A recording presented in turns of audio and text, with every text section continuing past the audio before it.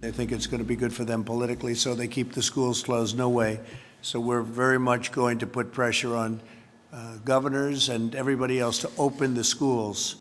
The president tonight pressuring state leaders to reopen schools this fall. He calls it a political issue, and the issue is putting him at odds with the Atlanta-based Centers for Disease Control.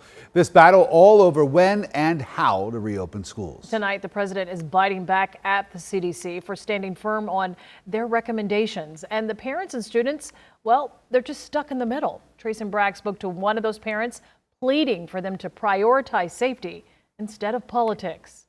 The mother I spoke with today says she was forced to take major steps to balance caring for her family and holding down a full-time job. It's what many school administrators have eagerly awaited. Guidelines from the CDC on how to keep students safe, including keeping desks 6 feet apart and masks on students' faces. Stop this nonsense. Trump calls the recommendations very tough, also asking the CDC to revise the guidelines. Their answer, a big fat no. Every parent is going through the same struggle that I'm going through. Angela Dennis Blackman is a mother of 2. The recent widow tells me balancing corporate America and a 4- and 5-year-old under the same roof isn't easy. She recently crossed state lines for a little help. I recently had to visit my parents in Alabama just to get some more assistance so that I wouldn't get behind in my work obligations and get that support that I needed to be able to take care of my children.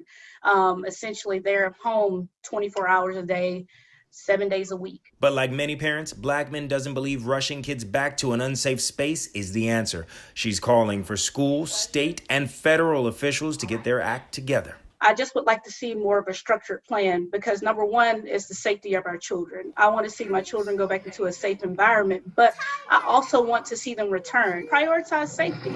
A CDC representative tells me while they aren't changing their guidelines, they are working on some supplemental guidelines. He tells me they hope to have those additional guidelines in place by next week. Reporting in Atlanta, I'm Trayson Bragg, CBS 46 News.